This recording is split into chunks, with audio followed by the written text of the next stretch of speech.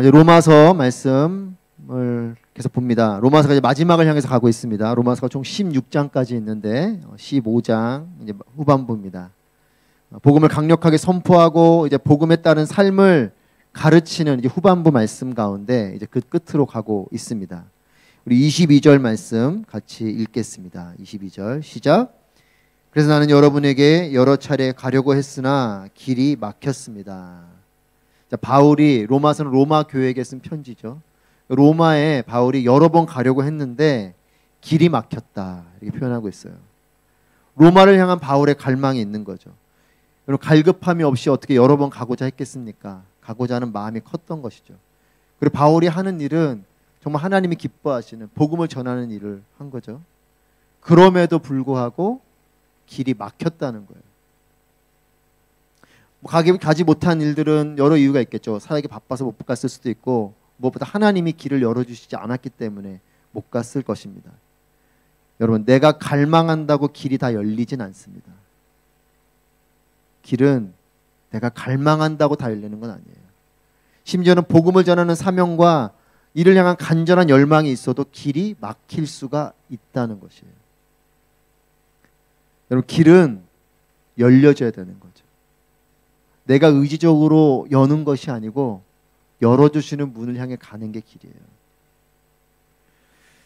여러분, 길은 하나님이 열어주시는 것을 향해 가는 길이 가장 올바른 길이 되는 것입니다. 여러분, 내가 원하는 길이 막혀도 하나님이 열어주시는 길로 가는 것이 우리의 삶이에요. 길이 막힌 분들이 계십니까? 걱정하지 마십시오. 하나님 모든 길을 다 닫진 않으세요. 하나님 열어주시는 문이 있습니다. 하나님 열어주시는 문을 발견하는 게 영성인 거예요. 하나님 어떤 길이 막혔다면 하나님이 두 가지예요. 그 길이 아닐 수 있고 또 하나는 아직 하나님의 때가 아닌 거예요. 그 길이 막긴 한데 하나님의 때에 열리는 거죠. 그러니까 길은 두 가지예요. 하나님이 막으셨습니까? 그렇다면 다른 길이 있던지 아니면 아직 때가 아니든지. 바울을 보면 그런 거죠. 로마를 가고자 하는 갈망, 그리고 하나님의 마음을 가지고 사역하는 이 사역자의 길도 막혀서 여러 번 가려고 했는데 못 갔던 거죠. 하나님이 열어주시는 문을 향해 달려가는 여러분 되시길 축복합니다. 하나님이 열어주시는 문이 있어요. 그걸 잘 발견하십시오. 그 길로 가시면 돼요. 그리고 하나님의 때에 가시는 거예요. 23절 말씀입니다. 23절 할 게 있습니다. 시작. 그러나 이제는 내가 이 지역에서 더 이상 일할 곳이 없고 또 여러 해 동안 여러분을 만나보고 싶은 소원이 있었으므로. 바울이 지금 이 편지를 쓰고 있는 것은 어디냐면 바울이 1차, 2차, 3차 전도여행을 하고 이제 예루살렘에서 붙잡혀서 로마로 가게 되는 4차 전도여행, 그리고 로마 감옥에서 잠깐 풀려서 한 번 더 여행하게 되는 것을 5차 전도여행 이렇게 표현하는데, 물론 그 뒤에 4차, 5차는 조금 뒤로 두고 지금 이 장소는 3차 전도 여행 중에 머물렀던 고린도라는 지역에서 로마 교회를 향해 쓴 편지예요. 그러니까 지금 23절에 내가 이 지역은 어딜 말하냐? 고린도를 중심으로 한 그쪽 지중해 연안에 마케도니아와 아가야 지역, 지금 유럽 사이드죠. 그쪽에서의 사역을 했었던 걸 말하는 겁니다. 그쪽에서의 일이 더 이상 이제는 내가 일할 것이 없고 내가 이제는 로마를 갈 수 있게 됐습니다. 이 이야기를 하는 거죠. 로마를 향해 갈 수 있는 하나님의 때가 됐고 로마를 향해 갈 수 있는 하나님의 길이 열렸다라는 겁니다. 여러 번 그렇게 내가 가고 싶었지만 못 갔고 이제는 갈 수 있는 상황이 됐습니다. 하나님의 때가 온 거죠. 하나님의 길이 열린 것이에요. 이때 가는 거예요. 저는 우리의 삶도 하나님이 열어주시는 그 문을 향해 달려가길 축복하고 하나님의 때에 그것을 가게 될 것이라 저는 믿습니다. 자꾸만 내 때를 고집하니까 하나님이 안 도와주시는 것 같은 거예요. 하나님의 때를 기다려야 됩니다. 때는 기다려야 되는 거예요. 그럼 내가 겨울에 춥다고 봄을 끌어당길 수가 없잖아요. 봄이 올 때까지 기다리는 거죠. 그래서 믿음은 기다리는 거예요. 그런데 그 때가 있음을 믿고 기다리는 거죠. 하나님의 때가 있음을 믿습니다. 아멘. 우리의 삶에도 하나님의 온 타임이 있는 거예요. 그때까지 기다리고 기도하십시오. 여러분들이 두 가지를 권면합니다. 하나님의 때를 잘 분별하시기를 축복합니다. 그리고 또 하나는 어떤 분은 하나님의 때가 오고 하나님의 길이 열렸는데 주저하는 분이 있어요. 또 하나 필요한 건 뭐냐? 하나님의 때가 발견되어지고 길이 발견되면 주저하지 말고 순종하고 가십시오. 이 두 가지를 하셔야 돼요. 분별하고 순종하고. 이게 그리스도인의 삶이에요. 하나님의 뜻이 무엇인가, 하나님의 때가 언제인가 분별하고 또 그것이 분별됐다면 순종하셔야 돼요. 어떤 분은 분별했는데 순종을 안 해요. 이게 아니라는 거죠. 내 뜻과 다르니까. 내 때랑 다르니까. 분별을 하고 순종하고. 24절부터 26절 말씀 같이 읽겠습니다. 시작. 내가 스페인에 갈 때 여러분을 방문하려고 합니다. 이것은 내가 지나는 길에 여러분에게 들러 얼마간 여러분과 기쁨을 나눈 후에 여러분의 후원으로 그곳에 가기를 원하기 때문입니다. 그러나 지금은 성도를 섬기는 일로 예루살렘으로 가는 길입니다. 이는 마케도니아와 아가야 사람들이 예루살렘의 가난한 성도들을 위해 기꺼이 얼마를 기부했기 때문입니다. 바울이 이제 자신의 일정을 로마 교회에다 알려줍니다. 그것은 뭐냐면 내가 이제 이 고린도에서 움직이는데 내가 최종적으로 가야 될 종착지는 스페인입니다. 이 얘기를 하는 거예요. 그런데 그 스페인을 갈 거지만 우선 먼저 들려야 될 것이 있는데 그것은 예루살렘입니다. 그래서 지금 나는 예루살렘으로 먼저 가고 거기서 스페인으로 갈 텐데 그 가는 길 중간에 로마를 들렸다 가겠습니다. 이 얘기를 하는 거예요. 자, 여러분 일정이 스케줄표가 나왔죠. 바울의 최종 목적지는 스페인입니다. 스페인은 당시 세계관에서는 문명 세계의 끝이 스페인이었어요. 그러니까 그들이 생각하는 땅끝, 문명 세계의 끝이 스페인이었던 거죠. 그러니까 바울은 끊임없이 나는 땅끝, 그 스페인까지 가리라. 로마를 보고 그다음 스페인까지 가리라. 이게 바울의 마음이었던 거죠. 바울은 거기가 자신의 끝이라고 생각했어요. 거기까지 가서 복음을 전할 수 있다면 그게 나의 사명의 임무가 완성된다라고 생각한 것이에요. 바울에게는 이방인 선교가 너무나 중요합니다. 이방인의 사도로 부름받았기 때문에. 물론 스페인도 이방이죠. 이방인 선교도 중요하고 본인이 했던 1차, 2차, 3차 전도여행을 통해서 세워진 교회들을 돌보는 일도 중요하고 또 그렇게 갈급했던 로마를 가는 일도 너무나 소중한 거지만 바울의 가장 최종적인 라스트 골은 어디입니까? 스페인인 거예요.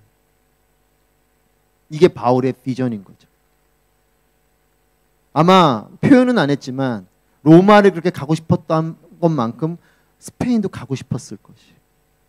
바울의 머릿속에는 늘 그래 언젠가 때가 되면 마지막 땅인 스페인, 그 스페인을 보리라, 그 땅을 가리라, 이 마음이 있는 거죠.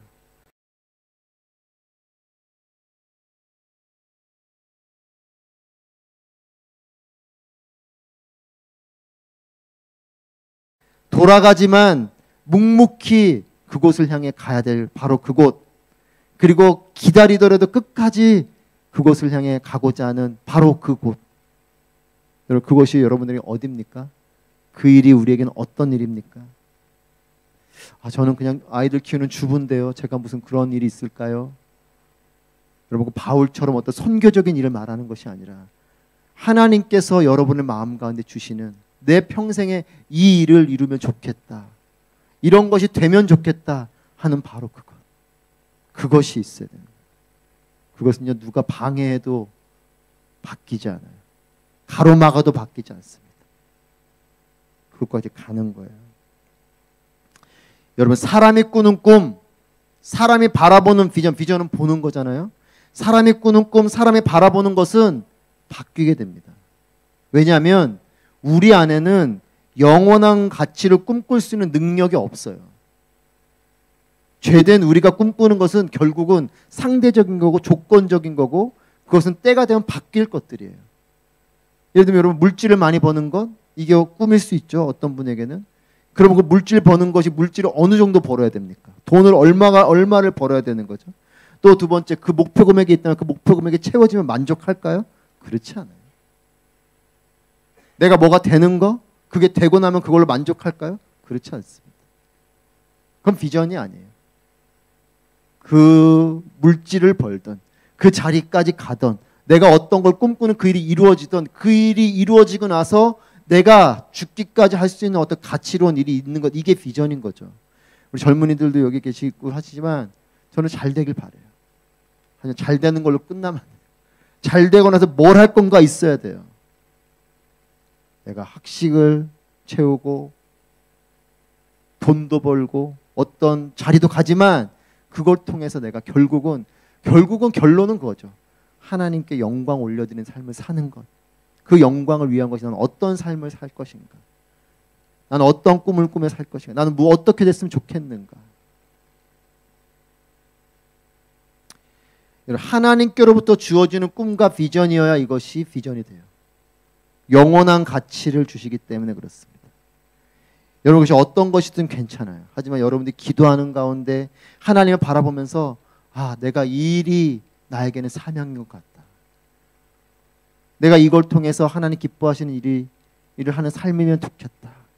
그 일이 생기는 거예요. 여러분, 우리의 기도는 여기까지 가야 됩니다. 우리의 기도는 그냥 세상적인 거 얻고 가지는 것, 간구 정도의 기도로 끝나는 것이 아니고 그것을 이루고 나서 내가 어떻게 살 것인가까지 가는 것이 비전적인 기도예요. 여러분이 지금 꿈꾸는 게 있으십니까? 그것을 위해 기도하십시오. 하지만 그 일이 이루어지고 났을 때 내가 어떻게 할 것인가를 더 그려보십시오. 그리고 내가 이 땅을 살고 이 땅에서 생이 마치고 나서 내가 어디로 갈 건지까지 큰 빅픽처를 가지고 우리의 인생을 보는 것이 비전이에요.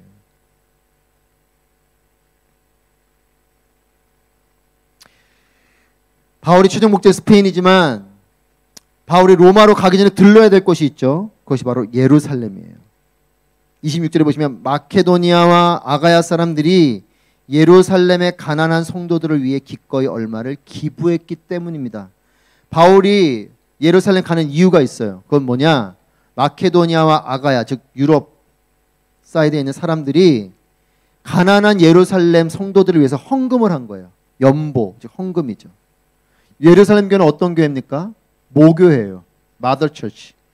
오순절 마가다락방 사건을 통해서 거기서부터 교회가 시작이 됐죠. 그렇게 시작된 교회는 이제 이방 땅으로 교회가 세워지면서 예루살렘과 온 유대와 사마리아와 땅끝까지 이르러 증인되라는 이 예수님의 명령에 따라 교회가 그렇게 예루살렘으로부터 시작해서 점점 흩어져 갔죠. 그런데 이 교회가 어떻습니까? 가난한 거예요. 예루살렘 교회는 가난해요. 왜 가난한지는 정확히는 모르겠습니다. 그때 뭐 경제, 그 도시 자체가 어려웠던 건지 아니면 이 그리스도인들이 뭔가 경제 활동을 하는데 제약이 있었던 건지 어쨌든 이 예루살렘 교회는 가난한 교회예요. 반대로 이방에 세워진 교회들은 어떤 뭐 고린도도 그렇고 지금 이런 발달된 도시 속에서 있는 사람들이니까 물질이 있는 교회들이겠죠. 이 이방의 교회 세워진 교회들이 예루살렘 교회를 위해서 사랑으로 헌금을 한 겁니다. 우리가 오늘 비전 헌금한 것처럼 이렇게 헌금을 모아서 예루살렘 교회를 돕는 일을 한 것입니다. 그래서 이것을 바울이 전해주려고 예루살렘을 가야 되는 거죠. 여러분, 사랑은 단순한 것입니다. 사랑을 자꾸 우리 복잡하게 할 때가 있어요. 바울이 지금 이 헌금을 모아서 가는데 제가 복잡한 사람이라서인지 모르겠습니다. 저는 그런 생각했어요. 이걸 가지고 가면 예루살렘 교회가 받아주나? 그래도 본인들이 모교회인데 자존심 부리지 않을까? 나중에 뒤에 보면 바울이 그걸 기도해달라 그러거든요. 그럴 수도 있어요. 가난한데도 자존심이 있는 거죠. 이방 사람인 너희들이 유대인인 우리를 도와준다고? 우리가 복음이 시작된 그리고 교회가 시작된 우리인데 너네가 우리를 도와준다고? 그럼 너 안 받아. 이럴 수 있죠. 모교회냐 이방교회냐, 줘도 되냐 받아도 되냐, 할 수 있냐 할 수 없냐. 우리는 의외로 사랑을 복잡하게 할 때가 많아요. 그냥 하면 됩니다. 그냥 하면 되는 거죠. 제가 그렇더라고요. 생각이 많은 거예요. 기준이 있고 사랑을 그냥 하면 되는데 사랑을 하면서도 생각이 많아요. 이걸 해야 되냐 말아야 되냐, 할 수 있냐 할 수 없냐. 사랑은 예수님의 마음을 품고 필요한 곳을 향해서 오직 사랑의 마음을 품고 흘려보내게 되는 것이 사랑이에요. 여러분, 그렇게 보면 사랑을 안 할 이유도 없죠. 또 사랑을 받지 말아야 할 이유도 없어요. 그냥 사랑을 하면 되고 사랑을 받으면 돼요. 우리는 사랑하면서도 복잡하고 사랑을 받으면서도 복잡해요. 사랑으로 드리고 감사로 받으면 그것이 은혜인 거죠. 주는 사람도 그냥 사랑하는 마음으로 주는 거예요. 내가 이렇게 주니까 내 말 잘 들어 이렇게 하고 주는 게 아니고 그냥 주는 거죠.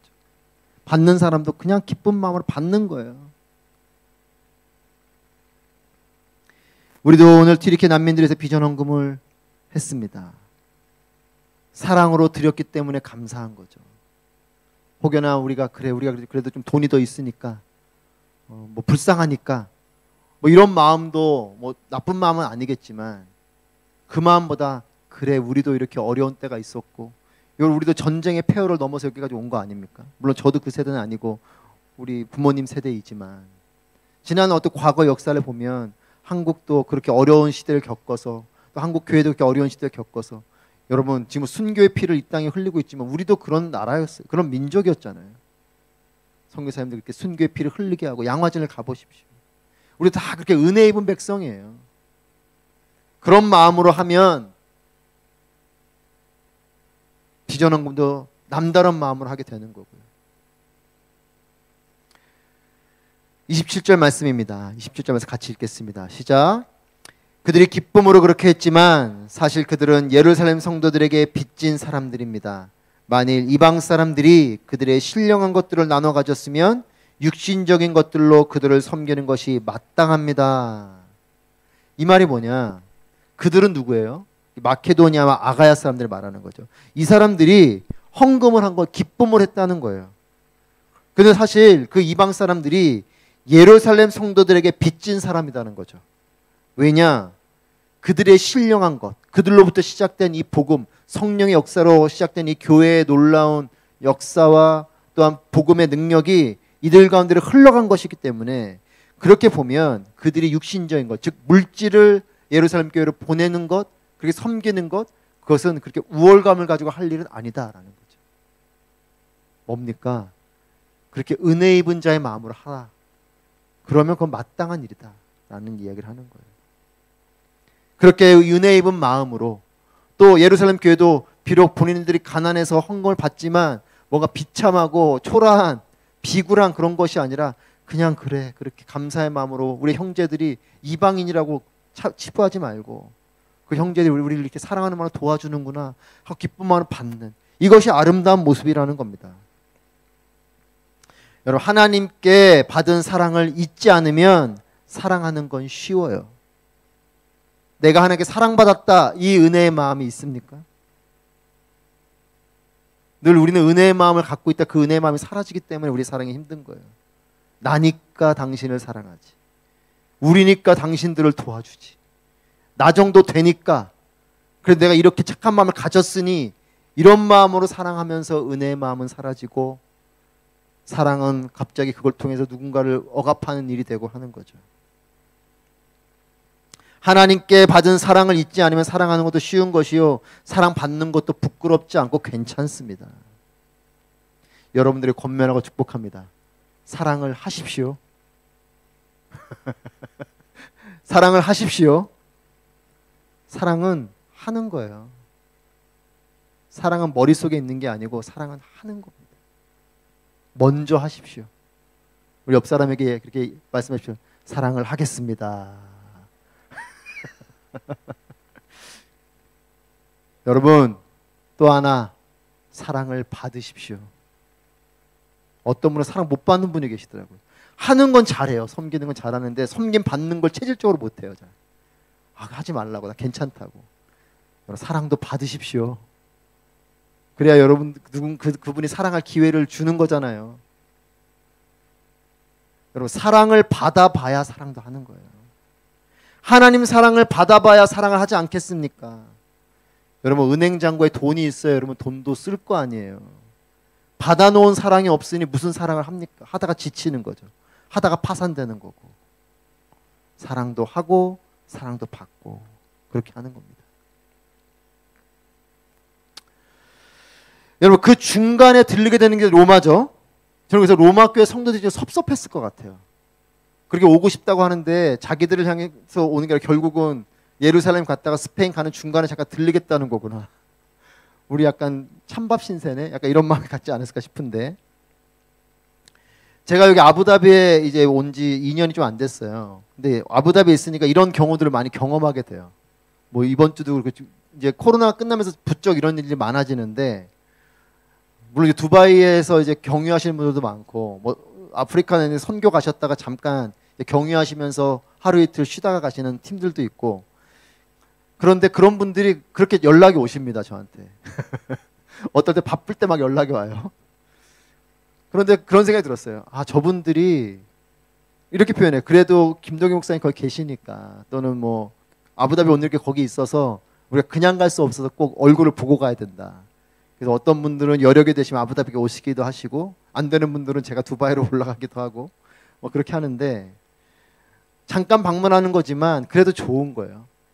기쁘죠. 찾아준다는 게 기쁜 거죠. 얼마나 귀한지 모르겠습니다. 사역 때문에 왔지만 잠깐이라도 보겠다고 하시는 분들, 아우리치 하시고 아프리카에서 이렇게 아우리치 하시고 피곤한데 잠깐 뭐 이틀 두바이에서 좀 편하게 쉬다 가실 법도 한데, 또 저를 만나서 같이 또 교제하고,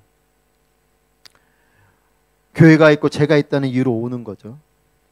사랑이고 감사한 거죠. 그러니까 그분들의 사랑과 그 마음을 제가 받으니까 드리니까 사랑이고 감사한 거예요. 근데 그거를 왜 이렇게 그냥 가시지 연락을 하셔가지고 이렇게 생각하면 그게 참 어려운 마음인데, 그게 아니라 그래 이렇게 찾아주고, 근데 또 그 만나보면 또 안에서 새로운 어떤 일들도 깨닫게 되고, 또 사역적으로도 좋은 만남이 되기도 하고, 그런 걸 봐요. 그래서 제 안에도 그런 단어가 딱 떠오르더라고요. 환대. 요즘 뭐 한국 교회 환대란 단어가 유행이에요. 뭐 환대 힐링 이런 게 유행이었는데 요즘 환대가 유행인데, 그렇죠. 누군가를 올 때 좀 환영하고 맞아주는, 기쁨으로 그걸 맞아주는. 저희 성도님들 그런 분들이 많이 계시잖아요. 뭐 휴가 가시면서 우리 집 써셔도 됩니다. 이번에 어떤 성교사 오시면서 그 경험이 있어서 저한테 또 그렇게 물으시더라고요. 성도님들 집 비는 데 있으면 저 거기 묵어도 돼요. 호텔 해주시지 마시고. 그래서 제가 그냥 뭐 사모님과 같이 오셔서 뭐 호텔 해드리고 뭐 선교부에서 잘 해드렸지만, 우리 성도님들 이렇게 집을 내주시는 분들도 계시고, 또 그렇게 또 뭐 여러 가지를 많이 도와주시잖아요. 환대하는 마음인 거죠. 저는 여러분들 그렇게 많이 도와주셔서 감사합니다. 그리고 앞으로도 많이 도와주십시오. 주변의 선교사님들을. 아무도 아멘 안 하시는데.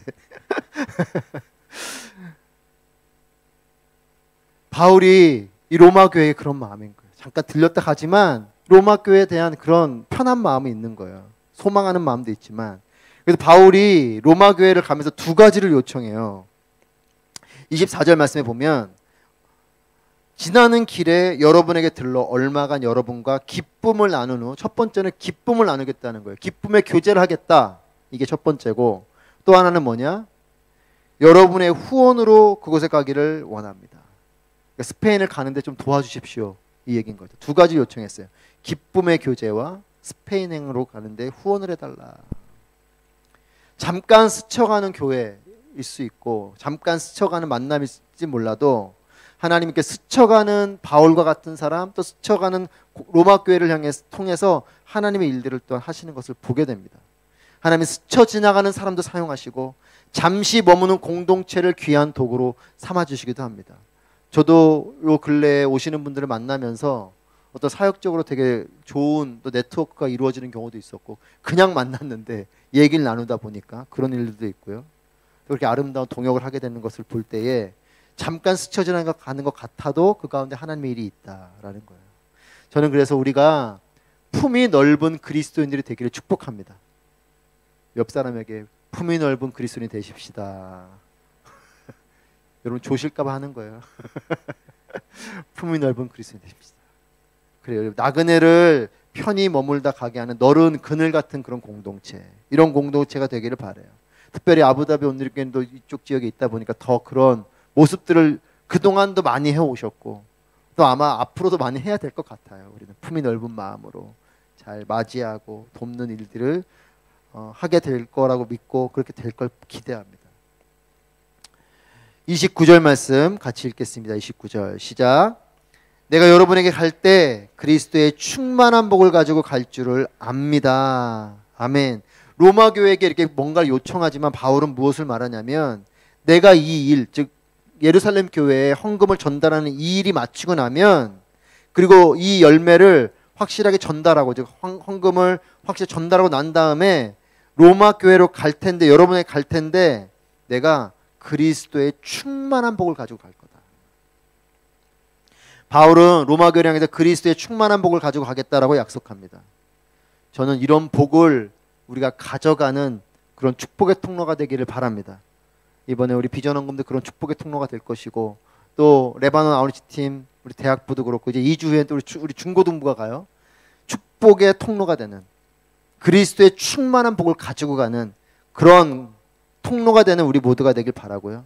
또 하나는 그런 복을 가지고 찾아와 주는 교회가 되기를 축복합니다. 또 여러분들이 그런 삶이 되시길 축복해요. 나도 풍성한 복을 전하기도 하고, 복을 가진 사람이 나에게 오기도 하고, 이런 거죠.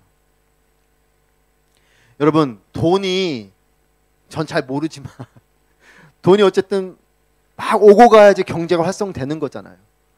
돈을 쓰기도 하고 벌기도 하고, 이게 오고 가고, 이게 그리고 오고 가야 경제가 활성이 되는 거잖아요. 복도 마찬가지입니다. 복도 들어오고 나오고 이게 활발해야 되는 거예요. 나도 막 복을 전해주고, 나도 복을 막 받고, 나만 복을 전해주면 안 되죠. 나도 복을 주고 복도 받고, 이런 풍성한 복이 오가는, 그래서 여기 나오는 것처럼 그리스도의 충만한 복이 나도 전하고 나에게도 이런 사람이 오고, 우리 가정에 그렇게 하기도 하고, 우리 가정에 이런 일들이 오기도 하고, 복이 오고 가는 거죠. 이런 게 풍성한, 경제가 살아나듯이 복이 풍성한 겁니다. 저는 우리 교회 공동체가, 또 여러분들의 가정이 이런 축복이 서로 막 오고 가는 그런 우리의 개인과 공동체가 되게 축복합니다. 복이 오고 가는 거예요. 그래서 복도요, 비쩍 마른 복이 있고 포동포동한 복이 있어요. 저는 좀 살을 빼야 되지만 사람이 이렇게 포동포동한 사람이 이렇게 물론 삐쩍 마르다고 건강하지 않은 건 아닌데, 정말 마른 수건을 짜듯이 막 쥐어짜야 겨우 막 물이 나오는 이런 정도가 아니라, 정말 물이 막 차고 넘치듯이 이런 풍성한 복, 이런 포동포동한 복, 이런 복이 있게 되길 바라요. 오고 가고 복이 풍성한, 여러분, 그것이 교회 공동체여야 되고, 그것이 그리스도인이어야 되는 거예요. 이제 바울이 로마 교회를 향해서 기도의 부탁을 하는데, 30절부터 32절 말씀에 바울이 세 가지를 부탁합니다.